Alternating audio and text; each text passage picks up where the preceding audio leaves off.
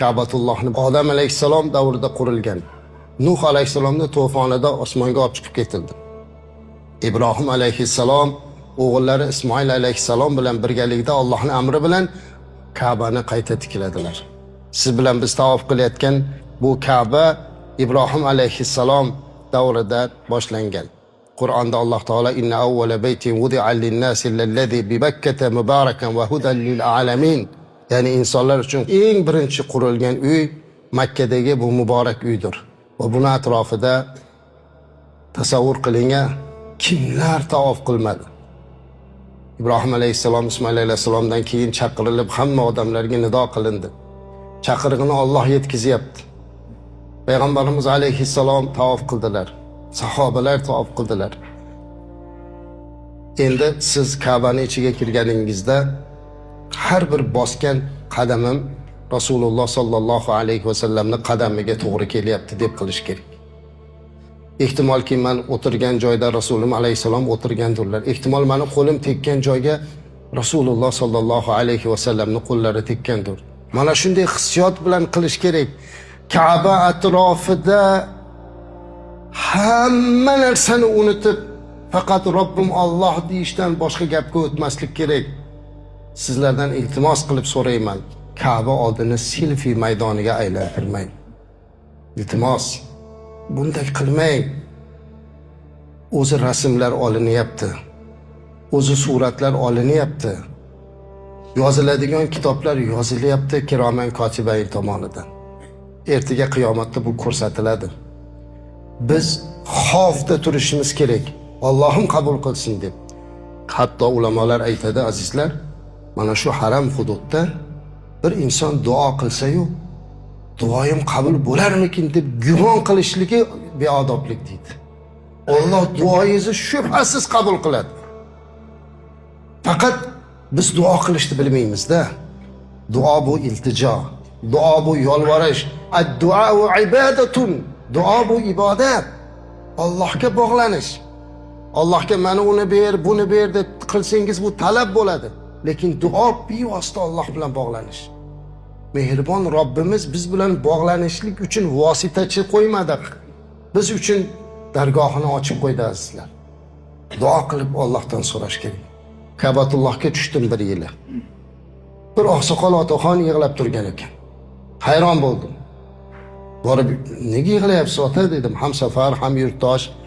Mendan bir yordam kerakmikin desam, yo'q bolam, bir ish bo'ldi-da, shunga yig'layapman. Nima bo'ldi? Hajga kelgan kunimizdan kampirim kasal bo'lib qoldi. Birga tushaylik desam, holi yo'q. Kampirim xonada yotibdi, men tushyapman. Hozir o'yladimki, shu kampirimga bir zamzam bo'lsa, zamzam olib chiqsam dedimda, ha bu zamzamni quygan hech narsa olib chiqmapan o'zim bilan, bir idish olmabman. Ey Xudo, qani edi hozir shunaqa bir idish bo'lsa-ki, shu ayolimga zamzam olib chiqsam deb tursam, bir qora habash o'tib ketyapti, yelkamga urib, qo'limga bir baklashka berib ketdi dedi. Xo'p, nega yig'layapsiz bo'lmasa? Yig'layotganim duo qabul bo'ladigan joyda turib Allohdan baklashga so'raganimga yig'layapman dedi. Ha shuni o'zim bilan olsam bo'larkan, duo qabul bo'ladigan nuqtasida turgan ekanman, u jannatini so'ramayman, shu ayolimga shifo so'ramayman, shu yerda turib deydi. Duo qabul nuqtasi ekanda azizlar. Yurganimizda bilmaymiz. Mana o'sha Ruknul Yamoni, ya'ni Hajarul Aswaddan oldingi burchakka kelganda odamning yuragi boshqacha bo'ladi. O'sha joyga e'tibor bering, yuragingiz boshqacha uradi, ko'zingiz yoshlanadi. Chunki payg'ambarimiz alayhisolatu vasallam shu yerda duo qabul bo'ladi deganlar. Mana shu joyda Robbana atina fid dunya hasana duosini aytishlikda aytiladi. Biz hajni kitobini yozganda men duolarini alohida qildirib qo'ydim. Oldin bitta edi, shuni bitta alohida qilaylik dedik. Buni ochib, ko'pchilik ko'zi oynak taqaman deydi, o'qiy olmaydi, yosh kattalar qiynaladi. Lekin shuni o'qimasam bo'lmaydi degan tasavvur ham bo'lmasin. Bu bir tavsiya edi, xolos biz tomonimizdan, ojizona. Lekin duo uchun xohlagan narsangizni, xohlagan tilingizda so'rangiz, Alloh biladi azizlar. Arabchani bilmasam duo qila olmayman ekan deb o'ylanish kerak emas. Muhimi Allohga bog'lanish. Eng yaxshi duo esa mana shu men haj bo'yicha mana shu kitobni yozishlikda nechta kitob ko'rgan bo'lsam, eng ko'p tavsiya Robbana atina fid dunya duosi ekan azizlar. Eng ko'p o'qilish kerak bo'lgan duo shu ekan. Robbana atina fid dunya hasana va fil oxirati hasana va qina azaban nar. Nima deyapti? Ey Robbim, menga dunyo hasanotini bergin va oxirat hasanotini bergin va do'zaxning azobidan saqlagin. Hasanat nima? Hasanat yaxshilik. Endi bu yaxshilik deb qo'yapmiz-u, lekin bu qanaqa yaxshilik? Agar buni biz sharhi bilan tarjima qilsak shunday ma'no chiqar ekan. Robbana atina fid dunya hasana. Ey Robbim, bizga bu dunyoda nimaki yaxshilik bo'lsa o'shani ber. Chunki odamlar yaxshilik deganda hammani o'z tushunchasi bor. O'g'il ko'rmayotgan odam o'g'il ko'rishni yaxshilik deydi. Qarzi bor odam qarzdan qutulishlikni, kasal odam davolanishlikni, hojati bor odam hojati ravo bo'lishlikni yaxshilik deb o'ylaydi. Lekin u bitta yaxshilik deb o'ylayapti.